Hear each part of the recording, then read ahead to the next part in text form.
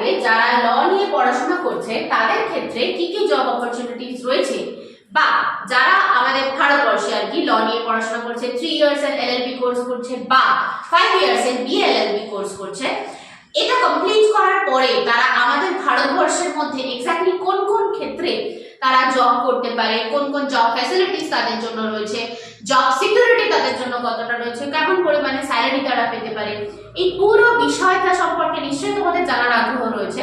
তো চলে এসো আজকের এই ভিডিওতে ইন্ডিয়াতে লিগ্যাল প্রফেশনে ঠিক তুমি কোন কোন সেক্টরগুলো তোমার জন্য অ্যাভেলেবল থাকতে পারে সেই বিষয় নিয়ে আলোচনা করব। ওয়েস্ট বেঙ্গল ল একাডেমির ইউটিউবে এর আগে যে লাস্ট ভিডিও ছিল সেখানে আমরা জেনেছিলাম যে ওয়েস্ট বেঙ্গলে এক্স্যাক্টলি কোন কোন প্রফেশনস গুলো লিগ্যাল ক্যারিয়ার রয়েছে তোমাদের জন্য এবং জব সিকিউরিটি রয়েছে তোমাদের জন্য। আজকে আমার কাছে রয়েছে সেই ডেটা যার মাধ্যমে তোমরা জানতে পারবে যে এক্স্যাক্টলি ইন্ডিয়াতে কি কি জব অপরচুনিটিস তোমাদের জন্য ওয়েট করছে। অর্থাৎ যারা এইচএসএস স্টুডেন্টসরা রয়েছে, যারা অনেক স্বপ্ন নিয়ে ল পড়তে আসছো, মাঝে মধ্যে ঘাবড়ে যাচ্ছ, একটু টেনশন করছো যে আসলে আমি কি করতে পারবো লটা করে, আমি কি আদৌ করে ইনকাম করতে পারবো, তোমাদের জন্য বিরাট বড় সুখবর রয়েছে। তার কারণ হচ্ছে আমার হাতে সেই ডেটা রয়েছে যার মাধ্যমে তুমি জেনে নিতে পারবে যে এক্স্যাক্টলি ইন্ডিয়াতে তুমি কোন কোন সেক্টরগুলোতে ল করার পরে জব পেতে পারো। চলে এসো আমরা আমাদের স্ক্রিনে একটু চলে আসি যে কোন কোন সেক্টরগুলো তোমাদের জন্য ইন্ডিয়াতে ওপেন রয়েছে, কি কি রয়েছে। দেখো ফার্স্টেই রয়েছে ল ফার্ম রয়েছে, নেক্সট রয়েছে হাউস মানে ইন হাউস লিগ্যাল কাউন্সিল রয়েছে, নেক্সট রয়েছে জুডিশিয়ারি এবং পাবলিক সার্ভিসের আন্ডারে মানে পাবলিক সার্ভিসের আন্ডারে বিভিন্ন এক্সামিনেশনস গুলো। এছাড়াও রয়েছে লিগ্যাল প্রসেস আউটসোর্সিং যাকে আমরা শর্ট ফর্মে বলে থাকি এলপিও। আচ্ছা, এছাড়াও রয়েছে academia and research, company secretary খুব ইম্পর্টেন্ট একটা এবং খুব প্রেস্টিজিয়াস জব যাকে বলা হয় সিএস। এছাড়াও রয়েছে ইন্টেলেকচুয়াল প্রপার্টি আইপি শর্ট ফর্মে বলা হয়ে থাকে, সিভিল সার্ভিস অর্থাৎ ইউপিএসসি ক্র্যাক করার মাধ্যমে তুমি সিভিল সার্ভিসে জয়েন করতে পারো, অ্যাজ ওয়েল অ্যাজ রয়েছে অল্টারনেটিভ ক্যারিয়ার অপশনস। অর্থাৎ এই ওপরের গুলো এছাড়াও আরো কিছু কিছু সেক্টরস রয়েছে যেগুলো তোমাদের জন্য অল অফ দ্য ইন্ডিয়াতে অ্যাভেলেবল রয়েছে। নেক্সট স্লাইডে চলে আসি। আচ্ছা দেখো ল ফার্মস, এখানে কিছু কিছু ল ফার্মস এর আমি নাম দিয়েছি, নট নেসেসারি যে শুধুই এইগুলোই ল ফার্মস রয়েছে, তোমাদের বোঝার সুবিধার জন্য সার্চ করার সুবিধার জন্য আমি কিছু কিছু ল ফার্মস এর এখানে নাম দিয়ে রেখেছি। যেমন দেখো Khaitan and company, Trilegal, AZB and partners, এর পাশাপাশি রয়েছে Luthra and Luthra law offices, Talwar Thakur and associates, Desai and Diwanji, এরকম বিভিন্ন কিছু ল ফার্মস রয়েছে। ল ফার্মস কি জিনিস, একসাথে ধরো অনেকজন লয়াররা অনেক ফ্রেশার্স নিয়ে থাকে এখানে এই ল ফার্মস গুলোতে, যেখানে এই এতজন মানে বিভিন্ন ফ্রেশার্সদেরকে ওখানে নেওয়া হয়ে থাকে, সবাই মিলে প্রত্যেকের আলাদা আলাদা রেসপন্সিবিলিটি থাকে, যে মানে প্রত্যেকের জন্য আলাদা আলাদা কাজ ডিভাইড করা থাকে, ঠিক আছে। তো সেই সমস্ত কাজগুলো একসাথে মিলে করা হয়ে থাকে। এই ল ফার্মস গুলোতে প্রচুর ফ্রেশার্স নিয়ে থাকে, অর্থাৎ এক্সপিরিয়েন্সের দরকার হয় না, তুমি ল গ্রাজুয়েট হয়েছো তারপরে তুমি ল ফার্মে অ্যাপ্লাই করতে পারো, জাস্ট একটা তোমাকে অ্যাপয়েন্টমেন্টের জন্য ভাইবা নেওয়া হবে, তারপরে একটা স্পেসিফিক টাইম পিরিয়ডে ট্রেনিং এর বন্দোবস্ত করা হয়, তারপরে তোমাকে জবের জন্য অফার করা হয়, মানে তোমার জবটাকে পার্মানেন্ট করা হয়ে থাকে। স্যালারি তুমি কেমন পাবে, এবার চলে এসো আমরা সেই স্যালারিটা কি। আচ্ছা দেখো স্যালারির ক্ষেত্রে আগেও যেমন ওয়েস্ট বেঙ্গল আমি বলেছিলাম যে 3টে স্টেজে স্যালারিটা ডিভাইডেড থাকে, অর্থাৎ যারা ফ্রেশার্স তাদের জন্য একরকম স্যালারি স্কেল থাকে বা পে স্কেল থাকে, যারা একটু মোটামুটি তাদের এক্সপিরিয়েন্স রয়েছে 3 বছর থেকে 5 বছরে তাদের জন্য স্যালারি স্কেল একটু আবার বেড়ে যায়, আর যারা সিনিয়র মোস্ট অ্যাডভোকেটসরা রয়েছেন তাদের জন্য আবার স্যালারিটা আবার আরো বেড়ে যায়। যেমন যারা ফ্রেশার্স তাদের ক্ষেত্রে এটা লাখ পার অ্যানামে যাচ্ছে, অর্থাৎ ইয়ার বেসিসে যাচ্ছে, ইয়ারলি 8 থেকে 15 লাখ পার অ্যানাম। আচ্ছা মিড লেভেলে যারা থাকে তাদের মোটামুটি 15 থেকে 25 লাখ পার অ্যানাম। যারা সিনিয়র লেভেলে চলে যায় তো অবভিয়াসলি তাদের 50 লাখ পার অ্যানাম। এই ওয়েতে মোটামুটি স্যালারিটা ডিভাইড করে থাকে। এবার মাঝখানে একটা কথা বলে দিই, তারপরে আমি নেক্সট স্লাইডে যাচ্ছি। দেখো আমাদের প্রফেশনে অর্থাৎ ল প্রফেশনে এই ল ফার্মস এ যেমন তুমি স্যালারি বেসড ওয়েতে কাজটা করতে পারছো, অর্থাৎ তোমাকে মান্থলি একটা স্যালারি প্রোভাইড করা হচ্ছে, সেই স্যালারি বেসিসে তুমি কাজটা করছো। কিন্তু যারা ধরো ইন্ডিভিজুয়ালি প্র্যাকটিস করছে, মানে ধরো কোনো সিনিয়রের আন্ডারে গিয়ে কাজ করছে, সুপ্রিম কোর্টের কোনো লয়ারের আন্ডারে, সিনিয়র অ্যাডভোকেটের আন্ডারে গিয়ে হয়তো তুমি প্র্যাকটিস করছো, তখন গিয়ে কিন্তু তোমার ওই মান্থলি এত টাকায় তুমি স্যালারি পাবে এটা ধার্য করা হয় না। কাজ বেসিসে তোমাকে টাকা দেওয়া হয়ে থাকে, তুমি যেমন কাজ করবে সেই অনুযায়ী তোমার ইনকাম থাকবে। জাস্ট এটা ইনফরমেশনের জন্য বলে রাখলাম। যাই হোক, তাহলে আমরা চলে এলাম এই ল ফার্মের কোর্সে। নেক্সট স্লাইডে চলে আসি। In house legal council. In house legal কাউন্সিলের মধ্যে দেখো অনেকগুলো নাম আমি এখানে দিয়ে রেখেছি, জাস্ট নামগুলো একটু ফলো করো। যেমন ধরো টাটা গ্রুপ রয়েছে, ইনফোসিস রয়েছে, উইপ্রো রয়েছে, এইচডিএফসি ব্যাংক রয়েছে, আইসিআইসি ব্যাংক রয়েছে, আদিত্য বিড়লা গ্রুপ রয়েছে, মাহিন্দ্রা অ্যান্ড মাহিন্দ্রা কোম্পানি রয়েছে, অ্যামাজন ইন্ডিয়া রয়েছে, ফ্লিপকার্ট রয়েছে। এগুলো সব হচ্ছে বিভিন্ন, এই সমস্ত জায়গায় বিভিন্ন লিগাল অফিসারের পদে তোমাকে নিযুক্ত করা হয়ে থাকে, অর্থাৎ অনেক লিগাল অফিসারের প্রয়োজন হয় এদের যে লিগাল ম্যাটার্স গুলো থাকে সেই ম্যাটার্স গুলোকে ডিল করার জন্য।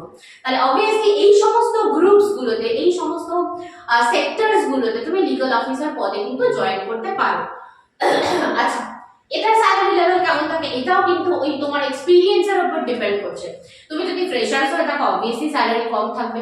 এবার তার পিছনে অনেকগুলো কারণ কাজ করে, কারণ তুমি ফ্রেশার্স, তোমার কাছে সেরকম কোনো এক্সপিরিয়েন্স নেই, এই সমস্ত সেক্টরস গুলোতে কাজ করার যেমন যেমন মামলা আসে, যেমন যেমন কেস গুলো হয়, সেগুলো করার জন্য এনাফ এক্সপিরিয়েন্স তোমার কাছে নেই। তার মানে তোমাকে কেউ একজন, মানে তোমার সিনিয়র কেউ থাকছে যে তোমাকে গাইড করছে, তাহলে অবভিয়াসলি তোমার ফি স্ট্রাকচারটা সেই মুহূর্তে কম থাকবে। হ্যাঁ, এবারে তুমি জবটা পেয়ে গেলে, কন্টিনিউয়েশন করছো, দীর্ঘ সময় ধরে কাজ করছো, তখন স্যালারিটা কিন্তু অটোমেটিক্যালি ইনক্রিজ করে যাবে। ঠিক আছে, তো চলে এসো স্যালারি লেভেল কি থাকে। মোটামুটি এন্ট্রি লেভেলে তোমার 6 থেকে 12 লাখ পার অ্যানাম হিসাবে ধরা হয়, মানে দেওয়া হয়। মিড লেভেলে যেটা মোটামুটি চলে আসে 12 থেকে 25 লাখ পার অ্যানাম। আর সিনিয়র লেভেলে তুমি যদি চলে যাও তাহলে 25 থেকে 50 লাখ পার অ্যানাম। এই বেসিসে মোটামুটি তোমার স্যালারিটা ডিফার করতে থাকে। তার মানে তুমি একটা জব পেয়েছো, মানে শুরুতেই তুমি ধরো মান্থলি 8,000 টাকা তুমি স্যালারি পাচ্ছ, এমন না যে তুমি কাজটা ছেড়ে দেবে, তুমি কাজটা করো, কারণ এই কাজটার মাধ্যমে তুমি এক্সপিরিয়েন্স পাবে। সেই এক্সপিরিয়েন্সটা তোমাকে ইন ফিউচারে আরো বড় জব পেতে সাহায্য করবে। তার জন্য হয়তো 1 বছর বা 1.5 বছর সময় তোমাকে দিতে হলো, কিন্তু কিছু করার নেই, ওই এক্সপিরিয়েন্সটা গেইন করাটাই ওই ক্ষেত্রে তোমার মেইন মোটিভ থাকবে, কারণ ওই এক্সপিরিয়েন্সের উপর বেস করেই কিন্তু তুমি নেক্সট আরো বড় জব অপরচুনিটিস পাবে, এবং অবভিয়াসলি তোমার ইনকাম আরো বেশি থাকবে, এবং তখন স্যালারি অবভিয়াসলি তখন বেশি থাকছে। আচ্ছা, এবার আমরা চলে আসি হচ্ছে নেক্সট স্টেজ, যেটা হচ্ছে কোম্পানি সেক্রেটারি। আচ্ছা, এই কোম্পানি সেক্রেটারির ক্ষেত্রে কি কি, প্রথমে আমরা চলে আসি হচ্ছে যে তোমার কি কি কোয়ালিটি থাকা দরকার, অর্থাৎ এই কোম্পানি সেক্রেটারি সিএস এক্সামটা দেওয়ার জন্য তোমার কি কি কোয়ালিটি থাকা দরকার। দেখো, handle legal and compliance matters for companies. কোম্পানিগুলোতে যে কোনো রকমের লিগাল ম্যাটারের সলিউশন করার মতো ক্যাপাসিটি তোমাকে থাকতে হবে। তার মানে এনাফ পড়াশোনা দরকার, সাবজেক্টস গুলো সম্পর্কে in details, in depth knowledge দরকার তোমার, তবে গিয়ে তুমি এই পদে নিযুক্ত হতে পারো। আচ্ছা, কোয়ালিফিকেশন কি থাকতে হবে? অবভিয়াসলি এলএলবি ডিগ্রি থাকতে হবে, as well as CS certification থাকতে হবে, অর্থাৎ সিএস এর এক্সামে তোমার কমপ্লিট থাকতে হবে, তারপরে সার্টিফিকেটটা পাচ্ছ, তারপরে তুমি অ্যাপ্লাই করতে পারবে। নেক্সট, স্যালারি তোমার কি থাকবে? এটার স্যালারি লেভেল হচ্ছে 6 থেকে 12 লাখ পার অ্যানাম, ইয়ারলি 6 থেকে 12 লাখ পর্যন্ত তুমি পেতে পারো। এখানে আমি একটা জিনিস বলে দিই যে এক্সাম প্রসিডিউর কি থাকে সিএস এর। 3টে স্টেজে এক্সাম হয়, ঠিক আছে? ফার্স্ট স্টেজে হচ্ছে CS executive entrance test for beginners, বিগিনার্সদের জন্য এক্সামটা হয়ে থাকে, শর্ট ফর্ম হচ্ছে সিএসইইটি। নেক্সট যেটা হয় সেটা হচ্ছে CS executive programme.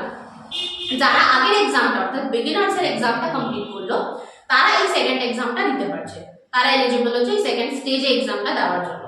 Third and final stage যেটা, সেটা হচ্ছে সিএস প্রফেশনাল প্রোগ্রাম, অর্থাৎ ফাইনাল লেভেল, যেটা মানে এক্সিকিউটিভ প্রোগ্রামটা হয়ে গেল, সেকেন্ড এক্সামটা শেষ, তুমি পাস মার্কিং পেয়ে গেলে, তারপরে গিয়ে তুমি থার্ড এক্সামটা দিতে পারছো। ঠিক আছে, অনেক স্টুডেন্টস, অনেক ল স্টুডেন্টসরা এরকম করে থাকে যে ল পড়তে পড়তে অর্থাৎ এলএলবি কমপ্লিট করতে করতে বা বিএলএলবি পড়তে পড়তে তারা সিএস এর প্রিপারেশনটাও নিতে থাকছে। তাহলে কি হবে, একসাথে তুমি দুটো কোর্সকে নিয়ে চালাচ্ছ। হ্যাঁ, একটু হেক্টিক শিডিউল তোমার থাকবে, কিন্তু তোমার কাছে যদি টাইম ম্যানেজমেন্ট প্রপার থাকে, তুমি যদি নিজের 24 ঘন্টাকে ঠিকভাবে ইউজ করতে পারো ক্যালকুলেশন করে করে, তাহলে বিষয়টা তোমার জন্য অ্যাচিভ করা কিন্তু খুব ইজি হবে, এক্সট্রা টাইম দিতে হবে না। আচ্ছা, এগুলো হচ্ছে সিএস এর বিষয়। এবারে চলে আসি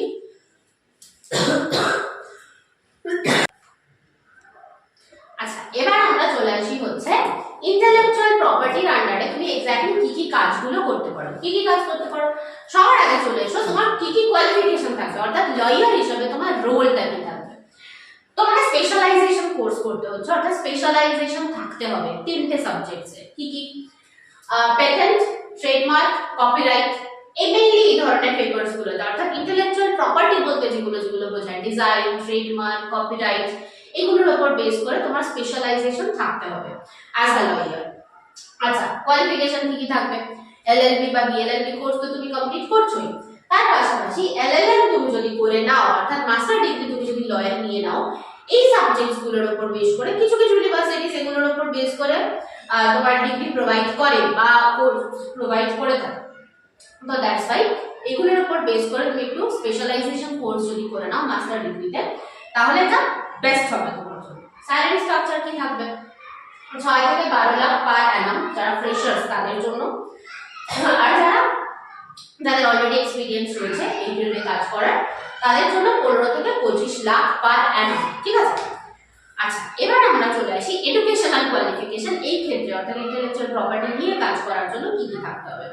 এলএলবি ডিগ্রি তো তোমার থাকতেই হচ্ছে, স্পেশালাইজেশন কোর্স করতে হচ্ছে এই ইন্টেলেকচুয়াল প্রপার্টির উপর বেস করে, মানে ইন্টেলেকচুয়াল প্রপার্টি লয়ের উপর বেস করে স্পেশালাইজেশন কোর্স করতে পারছো, বা পিজি ডিপ্লোমা করতে পারছো আইবি ল এর উপর বেস করে। আচ্ছা, সার্টিফিকেশন কি, মানে কোন কোন এক্সামিনেশন বা কি কি বিষয় রয়েছে? পেটেন্ট এজেন্ট এক্সামিনেশন হয়ে থাকে, যেটা কন্ডাক্ট করে ইন্ডিয়ান পেটেন্ট অফিস। ঠিক আছে? আচ্ছা, ট্রেডমার্ক এজেন্ট এক্সামিনেশনস হয়ে থাকে।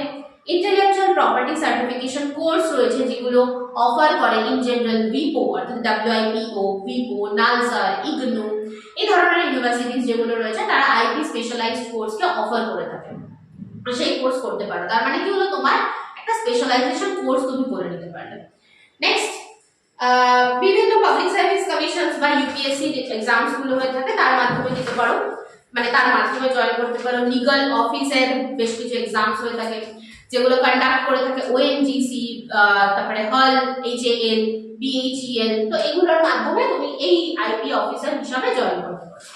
নেক্সট স্লাইডে চলে আসি।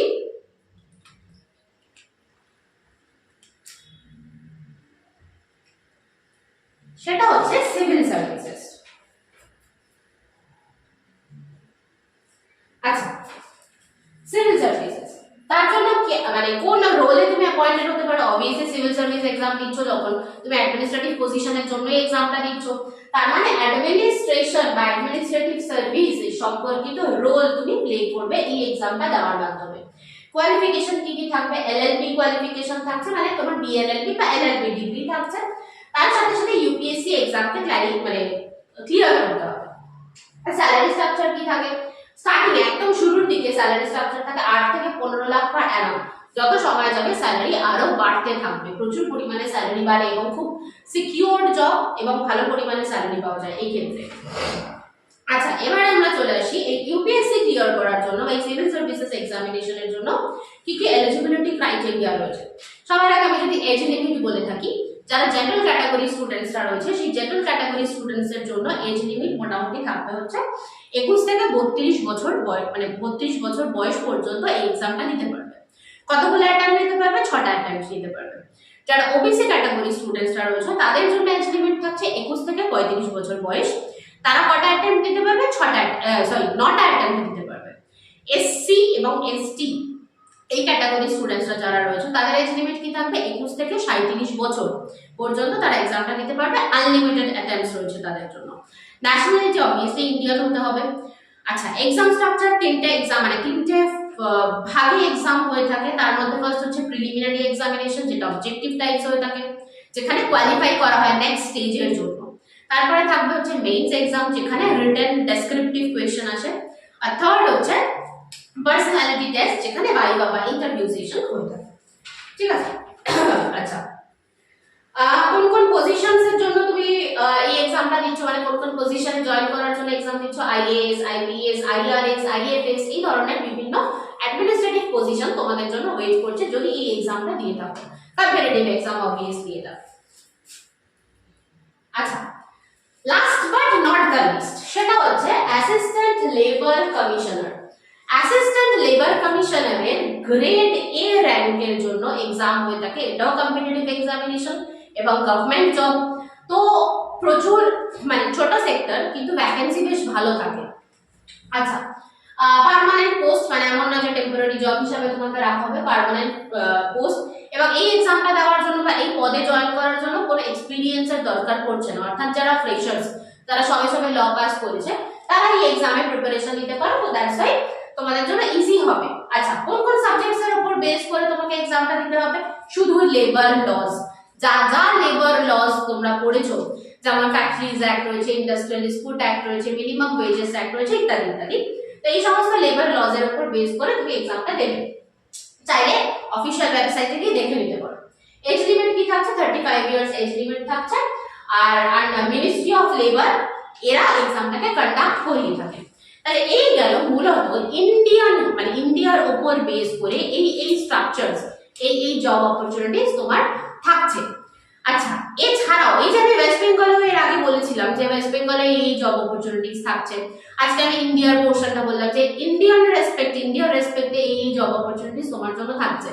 আবার একটা কথা আমি এই ভিডিওতেও বলবো, যেটা আমি আগের ভিডিওতেও বলেছিলাম, সেটা হচ্ছে এই জব অপরচুনিটিস গুলো যেহেতু এগুলো ম্যাক্সিমামটাই তো সব গভর্নমেন্ট জব, তার মানে বুঝতেই পারছো গভর্নমেন্টের ফিউচার পলিসির উপর বেস করছে তোমার স্যালারি স্ট্রাকচার এবং কোন এক্সামটা কবে কন্ডাক্টেড হবে, কোন এক্সামটা হচ্ছে বা বন্ধ হয়ে যাচ্ছে, এরকমও হতে পারে। তার মানে আজকের দিনে যে যে জব ফ্যাসিলিটিস তুমি পাচ্ছ এই ভিডিওর মাধ্যমে আমি বললাম, আগামী 5 বছর পরে গিয়ে তুমি সেই এক্সামগুলো সেই জব অপরচুনিটিস গুলোই পাবে এরকম কিন্তু নয়, চেঞ্জেস হবে। আর হয়তো নতুন কিছু জব অপরচুনিটিস বেড়ে গেল, হয়তো যেগুলো বললাম তার মধ্যে দু একটা অফ হয়ে গেল, হতেই পারে সেটা। কারণ আগে বললাম এগুলো পুরোটাই কন্ডাক্ট করছে কিন্তু গভর্নমেন্ট, তো গভর্নমেন্টের নিজস্ব পলিসির উপর সেটা ডিটারমাইন করবে। তো এই পর্যন্ত আজকে আমরা ডিসকাশন করলাম যে ইন্ডিয়ায় কি কি জব অপরচুনিটিস যারা ল স্টুডেন্টস, যারা ল পাস করছে আগামী দিনে তাদের জন্য ওয়েট করছে।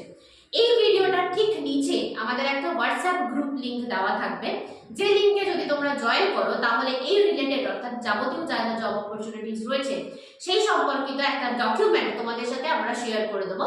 তাহলে তোমাদের জন্য সাইটগুলো অর্থাৎ কোন কোন সাইটে গেলে কোন কোন এক্সামিনেশনস গুলো দিতে পারবে ইত্যাদি ইত্যাদি এগুলো জানতে অনেকটা বেশি সুবিধা হবে। আগামী যে ভিডিও আসতে চলেছে তার মাধ্যমে আমরা এটা ডিসকাশন করব যে ফরেনে অর্থাৎ ব্রডে যারা ল স্টুডেন্টস রয়েছে, যারা ল ক্যান্ডিডেটস রয়েছে, তাদের কি কি জব অপরচুনিটিস থাকবে। আজকের জন্য এই ভিডিও এই পর্যন্তই। দেখা হচ্ছে নেক্সট ভিডিওতে ওই ফরেন সম্পর্কিত বিষয় জব অপরচুনিটিস নিয়ে। নমস্কার।